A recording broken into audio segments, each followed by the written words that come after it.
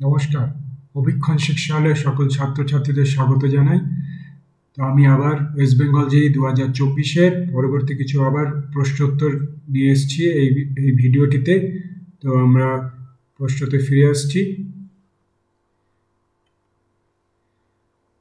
তো এই প্রশ্নটি দেখতে পাচ্ছ যে নিম্নলিখিতগুলির মধ্যে কোনটি কেন্দ্রীয় পরমাণুতে সর্বাধিক সংখ্যার নিঃসঙ্গ ইলেকট্রন জোড় বর্তমান। তো আমাকে এই স্পিসিসগুলোর মধ্যে কোনটি সবথেকে বেশি লোন পেয়ার ইলেকট্রন বা নিঃসঙ্গ ইলেকট্রন আছে সেটা আমাকে বার করতে হবে। তো এটা মলিকুলার স্ট্রাকচার ও জিওমেট্রি থেকে এই প্রশ্নটি এসছে। তো এই ধরনের প্রশ্নের আমাকে উত্তর দিতে হলে প্রথমে এই ফর্মুলাটা আমাকে জানতে হবে, সেটা হচ্ছে হাইব্রিডাইজেশন। এই হাইব্রিডাইজেশন থেকেই আমাকে এটা নির্ণয় করতে হবে। তো হাইব্রিডাইজেশন যদি এইচ হয়, এই ফর্মুলাটা তোমরা মনে রাখবে, যেটা হাফ অফ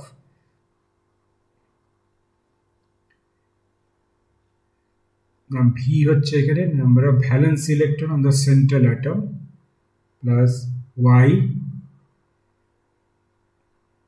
ওয়াই হচ্ছে number of monovalent atom surrounding the central atom, C হচ্ছে নাম্বার অফ ক্যাটায়নিক চার্জ আর প্লাস এ হচ্ছে অ্যানায়নিক চার্জ। আবার বলছি, hybridisation H equal to half of V হচ্ছে valence electrons on the central atom, Y হচ্ছে number of monovalent atom minus C, যেখানে C হচ্ছে number of cationic charge আর A হচ্ছে নাম্বার অফ অ্যানায়নিক চার্জ। তো এবার পরপর অপশনগুলো দেখি। যে আমার অপশন এ হচ্ছে ClO3 মাইনাস, তাহলে আমি এখানে ক্যালকুলেট করব, আমাকে এখানে নির্ণয় করতে হবে HClO3 আমি লিখছি, মানে হাইব্রিডাইজেশনগুলো প্রত্যেকটি বার করতে হবে আমাকে। তাহলে ClO3 মাইনাস যে আয়নটি, এটা হচ্ছে ক্লোরিনটা হচ্ছে সেন্ট্রাল অ্যাটম, তাহলে ক্লোরিন সেন্ট্রাল অ্যাটম যেহেতু হচ্ছে গ্রুপ 7 এলিমেন্ট, তাহলে এর হচ্ছে 7টি ভ্যালেন্স ইলেকট্রন আমার থাকবে 7, প্লাস এর দেখো নাম্বার অফ মোনোভ্যালেন্ট অ্যাটম, এর কিন্তু সারাউন্ডিং অ্যাটম যেগুলো, এখানে কিন্তু অক্সিজেন, তাহলে এটা 0, অক্সিজেন হচ্ছে ডাইভ্যালেন্ট, প্লাস মাইনাস এর ক্যাটায়নিক চার্জ কিছু নেই তো 0, কিন্তু এর অ্যানায়নিক চার্জ আছে, নেগেটিভ চার্জ যেহেতু আছে তো সব প্লাস 1। তাহলে এটা যোগ করলে কত পাচ্ছি, মানে 7 প্লাস 1 8, 8 ডিভাইডেড বাই 2, তাহলে এটা 4। তো যখন 4 হয় তখন হাইব্রিডাইজেশন যখন 4, সেটা হচ্ছে sp3, এখানে ব্র্যাকেটে লিখলাম sp3 হাইব্রিডাইজেশন। সেরকম আমাকে এখন পরবর্তী এটা কি আছে, জেনন টেট্রাফ্লোরাইড HCF4।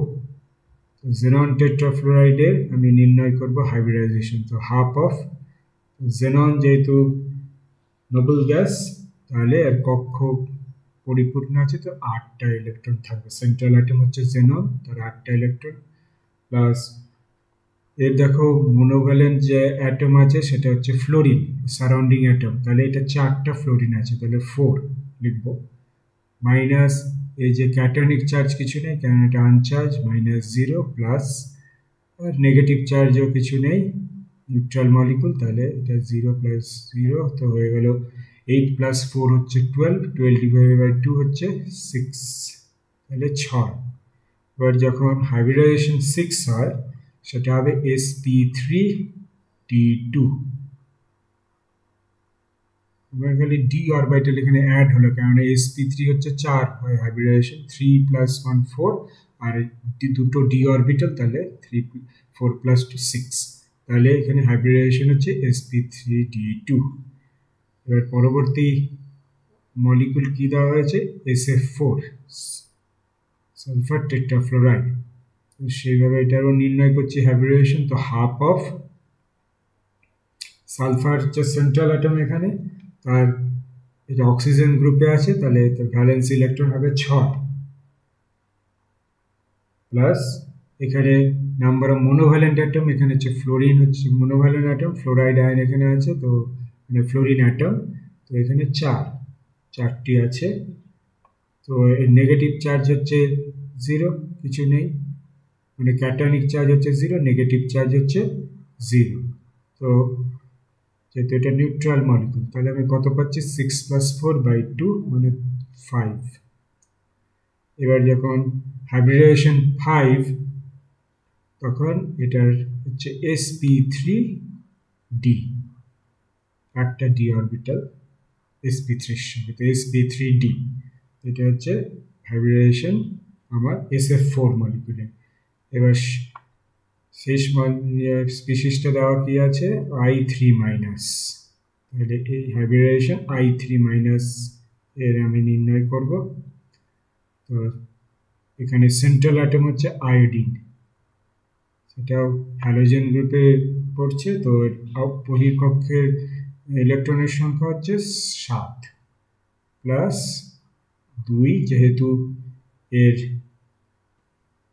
আমার কাছে এর সঙ্গে আয়োডিনের সঙ্গে আরও দুটো আয়োডিনের লিঙ্কেজ আছে, তাহলে দুটো, এরা যেহেতু মোনোভ্যালেন্ট তাই 2 লিখব, দুটো মোনোভ্যালেন্ট অ্যাটম সেন্ট্রাল অ্যাটমের সঙ্গে, দুটোই আয়োডিন অ্যাটম।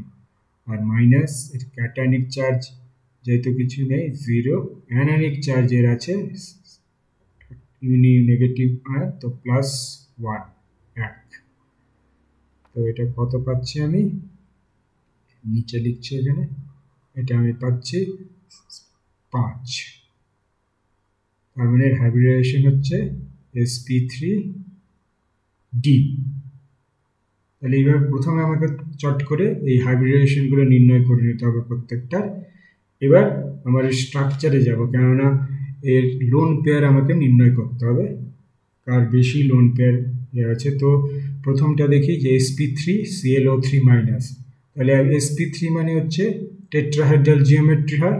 তাহলে আমি এর স্ট্রাকচারটা ড্র করছি, সেন্ট্রাল অ্যাটম Cl, তাহলে টেট্রাহেড্রাল 3টা অক্সিজেন আছে, তো আমি ডাবল বন্ড O, তো এটা টেট্রাহেড্রাল স্ট্রাকচার হবে। এবার যেহেতু এটা একটা লোন পেয়ার আছে, তো এইখানে, তো এটা লোন পেয়ার, তাহলে আমি দেখতে পাচ্ছি যে একটা লোন পেয়ার রয়েছে, আর এর বাইরে এখানে লিখে দেবো নেগেটিভ চার্জ, কারণ এটা ClO3-। তো স্ট্রাকচারটা এরকম হবে। এবার পরবর্তীতে আসা যাক xenon টেট্রাফ্লোরাইড। তো এখানে sp3d2, sp3d2 হাইব্রিডাইজেশন যখন হবে, এখানে লিখে দিচ্ছি টেট্রাহেড্রাল, এটা টেট্রাহেড্রাল, হ্যাঁ xenon টেট্রাফ্লোরাইডে যাচ্ছে। তো sp3d2 যখন হাইব্রিডাইজেশন হবে, মনে রাখতে হবে এটা হচ্ছে আমার প্ল্যানার হবে, স্কোয়ার প্ল্যানার, মানে এটা হচ্ছে প্ল্যানার আর বাইপিরামিডাল। স্ট্রাকচারটা লিখছি xc, মানে এটা স্কোয়ার প্লেনে থাকবে। এই প্লেনে আমার এখানে কটা ফ্লোরিন আছে, 4টে, xcf4।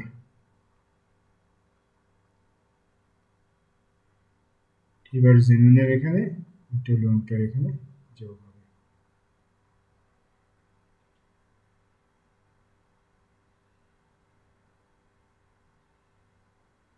তো দেখতে পাচ্ছি যে xcf4 এ আমার দুটো লোন পেয়ার আছে, তাহলে এটা লিখে দেবে স্কোয়ার বাইপিরামিডাল। এই স্ট্রাকচারটা হচ্ছে স্কোয়ার বাইপিরামিডাল।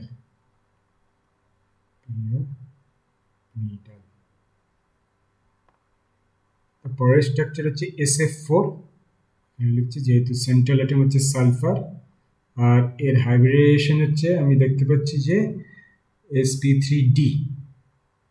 তো এই ক্ষেত্রে আমার এটা হবে, স্ট্রাকচারটা লিখছি SF4, মানে ট্রাইগোনাল বাইপিরামিডাল হবে, এটা ট্রাইগোনাল বাইপিরামিডাল। আর এই লোন প্যাডটা আমার ইকুয়েটরিয়াল পজিশনে থাকবে, এটাকে ইকুয়েটরিয়াল পজিশন বলছে, মানে এই ট্রায়াঙ্গেলের যে বেসটা, এটা একটা ট্রায়াঙ্গেল, তো এটা হচ্ছে ট্রায়াঙ্গেল। তো এখানে দুটো লোন পেয়ার, মানে একটা লোন পেয়ার আর কি, দুটো ইলেকট্রন, একটা লোন পেয়ার। তো SF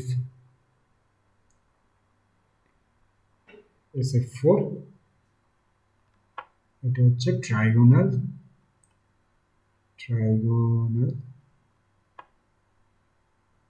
বাইপিরামিডাল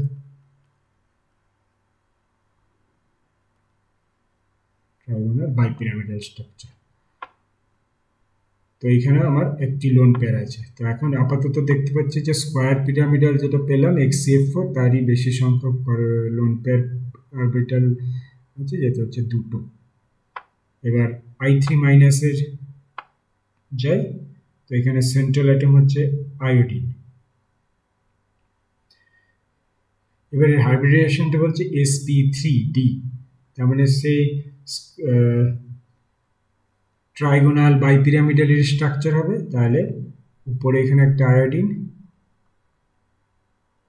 নিচে একটা আয়োডিন, এবার এখানে ট্রায়াঙ্গুলার প্লেন যেটা ট্রাইগোনাল বাইপিরামিড। তাহলে এখানে আমরা দেখতে পাচ্ছি যে তিনটে আমার লোন পেয়ার থাকছে। তাহলে এই তিনটে লোন পেয়ার একটা ট্রায়াঙ্গেল ফর্ম তৈরি করছে। এটা হচ্ছে ট্রাইগোনাল বেসটা যেটা তৈরি হচ্ছে, ঠিক আছে, ট্রাইগোনাল বেস এটা। তো সেম এটা ট্রাইগোনাল বাইপিরামিডাল স্ট্রাকচার। তাহলে এখানে কি পেয়েছি, তিনটা লোন পেয়ার 3lp। আমার SF4 এ আমি পেয়েছি 1lp, স্কোয়ার পিরামিডালের 2lp, দুটো লোন পেয়ার, আর আমার টেট্রাহাইড্রালে একটা লোন পেয়ার। তাহলে দেখতে পাচ্ছি আমার এখানে I3 মাইনাস যে স্পিসিসটা আছে, ট্রায়োডাইড নেগেটিভ আয়ন, যেটা ট্রায়োডাইড আয়ন, সেটা হচ্ছে আমার তিনটে লোন পেয়ার। তো এটাই হচ্ছে সংখ্যা, এটা সর্বাধিক সংখ্যা, তো 3। তাহলে আমার অপশনটা হচ্ছে I3 মাইনাস, এটা হচ্ছে কারেক্ট অপশন। তো আশা করছি তোমরা বুঝতে পারলে। তো এখানে একটা নেগেটিভ চার্জ হবে I3 মাইনাস যেহেতু, তো এটা তিনটা লোন পেয়ার ইলেকট্রন এখানে আছে, এই জন্যে অপশন ডিটা কারেক্ট অপশন। পরের প্রশ্নে যাচ্ছি। তো পরের প্রশ্নটা এখানে চেয়েছে যে 1 মোল মোর লবণ আছে, তার সম্পূর্ণ বিয়োজিত জলে যদি বিয়োজিত হয় তাহলে কত মোল আয়ন আমি পাবো। তো এখানে মোর সল্ট এখানে চেয়েছে, মোর লবণ যেটা মোর লবণ সেটা আমি জলে বিয়োজিত করছি, যে মোর সল্ট। তো প্রথমে আমাকে জানতে হবে যে মোর সল্টটা কি, আর ফর্মুলাটা জানতে হবে। তো এখানে আমি লিখছি যে মোর সল্ট হচ্ছে ফেরাস অ্যামোনিয়াম সালফেট হেক্সাহাইড্রেট। তো ফেরাস মানে আয়রনে ফেরাস স্টেট আছে, Fe2+, এটা।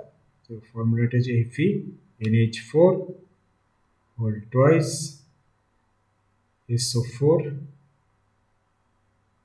Whole twice 6H2। এটা হচ্ছে আমার মোরস সল্ট, এটাকে বলি মোরস সল্ট। মোরস সল্ট এটাকে জলে বিয়োজিত করা হচ্ছে। তাহলে এটা কি কি আয়ন তৈরি করবে, কমপ্লিট ডিসোসিয়েশন, পূর্ণ ডিসোসিয়েশনে পূর্ণ বিয়োজিত হলে, মানে সম্পূর্ণ বিয়োজিত হলে কত মোল আমি আয়ন পাবো যখন আমি 1 মোল মোর সল্ট দিচ্ছি। তাহলে আবার এখানে লিখছি FeNH4 হোল টুয়াইস SO4 2। এটা যখন ডিসোসিয়েট হবে তখন আমি কি পাবো, ফেরাস আয়ন পাবো, Fe2+ তো হবে, যেহেতু এটা 1 মোল নেওয়া হয়েছে, তাহলে 1 মোল ফেরাস আয়ন প্লাস, এবার অ্যামোনিয়াম আয়ন ডিসোসিয়েট হবে NH4+, এবার এটা কতগুলি, দুটি, 2NH4+, plus sulphate 2- double negative charge. তো কতগুলো সালফেট আছে, দুটো। তাহলে আমরা দেখতে পাচ্ছি যে 1 মোল মোর সল্ট যখন ডিসোসিয়েট করছে তখন মানে পূর্ণ বিয়োজিত হচ্ছে, সম্পূর্ণ বিয়োজিত চেয়েছে। তো আমি পাচ্ছি 1 মোল ফেরাস আয়ন, 2 মোল অ্যামোনিয়াম আয়ন, 2 মোল সালফেট আয়ন। টোটাল আমার কত মোল সংখ্যা হচ্ছে 5। তো টোটাল আয়ন এখানে টোটাল আয়ন হচ্ছে আমার 5, মানে 2 + 2 + 1 সেটা হচ্ছে 5 মোল। তো এখানে অপশনগুলি যেগুলি আছে 5 সি, অপশন সি দেখতে পাচ্ছি 5। তো অপশন সিটাই হচ্ছে কারেক্ট অপশন। পরের প্রশ্নে আসা যাক। পরের প্রশ্নটি কোঅর্ডিনেশন জি কম্পাউন্ড থেকে এসছে। তো এখানে নিম্নে মূলকগুলির কোনটি এলএমএসসিটি এবং পরাচুম্বকীয় ধর্ম প্রদর্শন করে? এলএমএসসিটি বলতে ligand to metal charge transfer, ligand to metal charge transfer transition. আর পরাচুম্বকীয় বলতে প্যারাম্যাগনেটিক। তো ligand to metal charge transfer transition হয় যখন লিগেন্ড, মেটালের যখন ইলেকট্রন কম থাকে তো লিগেন্ড থেকে মেটালের দিকে চার্জ ট্রান্সফার হয়, মানে ইলেকট্রন ট্রান্সফার হয়। আর সেইটাই নির্ণয় করতে হবে যে এই পরপর ম্যাঙ্গানিজের দুটো এখানে কম্পাউন্ড দেওয়া আছে আর দুটো ক্রোমিয়ামের কম্পাউন্ড। তো প্রথমে এই ধরনের প্রশ্নে আবার প্রথমে নির্ণয় করতে হবে যে এর সেন্ট্রাল অ্যাটম যেটা আছে তার কত চার্জ আছে, আর সেটা কোন ডি সিস্টেমে আসছে। কারণ এগুলো সব ট্রানজিশন এলিমেন্ট, ম্যাঙ্গানিজ আর ক্রোমিয়াম। তো এর ডি ইলেকট্রন কতগুলি আছে সেটা আমাকে প্রথমে নির্ণয় করতে হবে, আর তারপরে আমি এর পরাচুম্বকীয় ধর্ম বার করা যাবে। পরাচুম্বকীয় ধর্ম হচ্ছে যে যতগুলো আনপেয়ার্ড ইলেকট্রন থাকবে, এখানে লিখছি প্যারাম্যাগনেটিক, মানে পরাচুম্বকীয় মানে প্যারাম্যাগনেটিক, প্যারাম্যাগনেটিক হচ্ছে আনপেয়ার্ড ইলেকট্রন।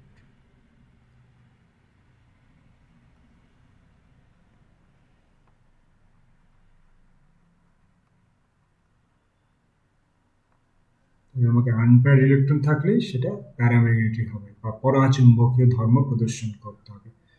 আর প্রথমে তাহলে আমি এই ডি ইলেকট্রন নির্ণয় করছি। তো MnO4 2- যে আয়নটি দেওয়া আছে MnO4 2-।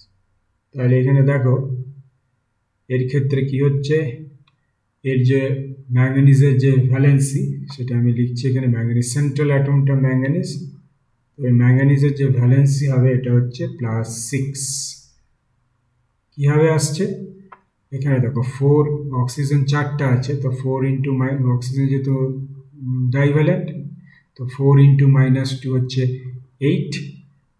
আর এখানে ডাবল নেগেটিভ চার্জ আছে, তাহলে এটা ব্যালেন্স করার জন্য আমার ম্যাঙ্গানিজ +6 হতে হবে, তাহলে এটা চার্জটা মিলছে। তাহলে Mn যখন +6 তখন এই সিস্টেমটা কি D1 সিস্টেম।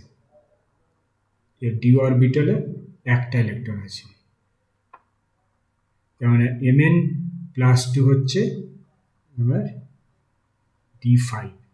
এটা মনে রাখবে যে Mn+2 হচ্ছে D5, তাহলে Mn+6 হয়ে যাচ্ছে আমার D1। পরের আয়নটা কি দেওয়া আছে MnO4-। এটা পারম্যাঙ্গানেট আয়ন, এখানে সেন্ট্রাল অ্যাটম হচ্ছে আমার ম্যাঙ্গানিজ, তো সেভাবেই নির্ণয় করছি। তো এখানে হচ্ছে ম্যাঙ্গানিজের অক্সিডেশন নাম্বার হচ্ছে +7 হচ্ছে ম্যাঙ্গানিজের অক্সিডেশন নাম্বার। তো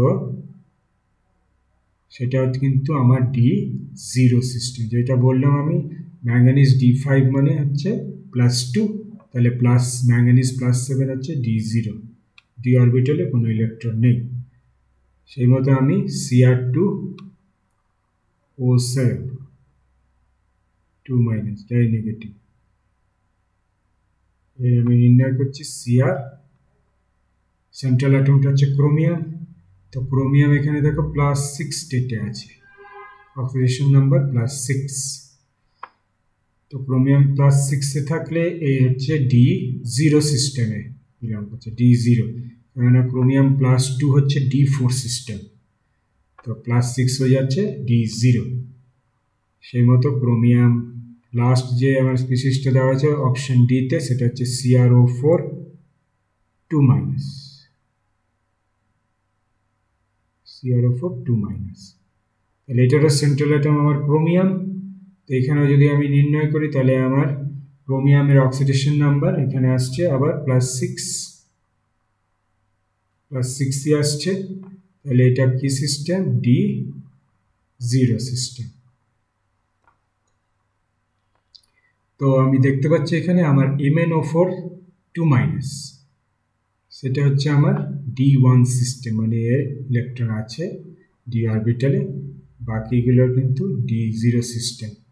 তো ligand to metal charge transfer transition আমরা দেখতে পাই যে MnO4 হতে পারে, Mn+7ও হতে পারে, Cr2O7ও 2- হতে পারে, CrO4 2- হতে পারে। তো প্রবাবিলিটি আছে, কেননা ডি কক্ষগুলি অনেক কম ইলেকট্রন আছে, খালি পারম্যাঙ্গানেট আয়নে একটি ইলেকট্রন আছে ডিতে, বাকিগুলো কিন্তু D0। তো এই প্রত্যেকটা প্রবাবিলিটি আছে ligand to metal charge transfer হওয়ার। কিন্তু তার সঙ্গে এখানে চেয়েছে যে সেটা পরাচুম্বকীয় হতে হবে, প্যারাম্যাগনেটিক বিহেভিয়ারও দেখাবে। তো এখানে আমি যেহেতু আগে লিখেছিলাম যে প্যারাম্যাগনেটিক মানে হচ্ছে তার আনপেয়ার্ড ইলেকট্রন থাকবে, বিজোড় ইলেকট্রন থাকবে। তাহলে দেখো এইখানে দেখো D1টায় কটা আছে? 1 আনপেয়ার্ড, এখানে একটা আনপেয়ার্ড ইলেকট্রন আছে 1 আনপেয়ার্ড ই।